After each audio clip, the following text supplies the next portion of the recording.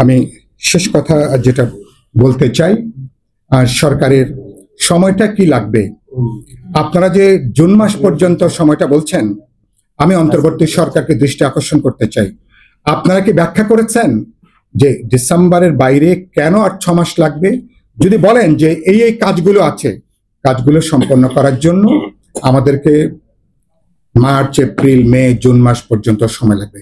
এখনো পর্যন্ত আপনারা পরিষ্কার কোনো কথা বলেননি যে কেন আরো বাড়তি 4 থেকে 6 মাস পর্যন্ত লাগবে। যদি বোঝা যায়, আলাপ আলোচনা যদি আমরা করি, তাহলে নিশ্চয়ই আমি মনে করি সময় নিয়ে বর্তমান যে একদম অচল অবস্থা মুখোমুখি যারা দাঁড়িয়েছে, আমি মনে করি সেই সংকট সমাধান করে আমরা আসতে পারবো।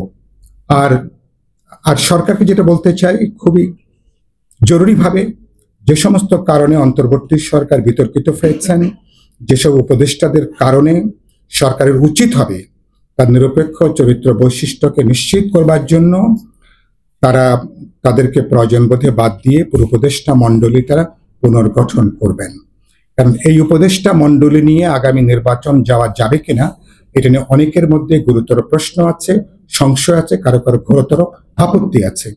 2 নম্বর হচ্ছে সরকারের এখতিয়ারের বাইরে যে সরকার অনেকগুলো পদক্ষেপ নিয়েছেন যার সাথে সার্বভৌমত্ব ও জাতীয় নিরাপত্তার প্রশ্নযুক্ত।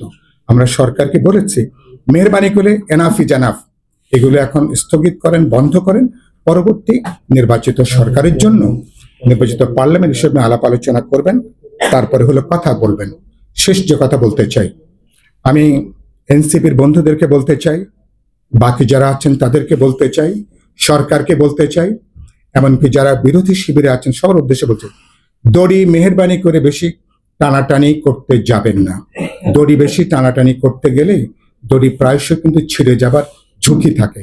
তাহলে যেটুকু অর্জন আমাদের আছে, যে অর্জন ইতিমধ্যে অনেকখানি মেঘে কিন্তু আমাদেরকে ঢেকে দিয়েছে, সুতরাং আমরা সেই জায়গা থেকে আমরা বেরিয়ে আসতে চাই এবং সরকারকে বলতে চাই, ও যে অনেক কথা যাও যে বলে কোনো কথা না বলে। তো আপনি পরিষ্কার করে বলেন আপনার, আমি এর আগেও বলেছি, মনের মধ্যে কি কথা আছে, আসলে কি করতে চান। সুতরাং আমরা যদি পরিষ্কার করে কথা বলেন, আমরা তো সমালোচনা করব, কিন্তু তাহলে বোঝা যাবে আপনার মনের ভিতরে কি আছে। আমরা আলাপ আলোচনা করে, এটা এমন কোনো বিরাট কোনো সংকট না যে সংকট আমরা মোকাবেলা করতে পারবো না।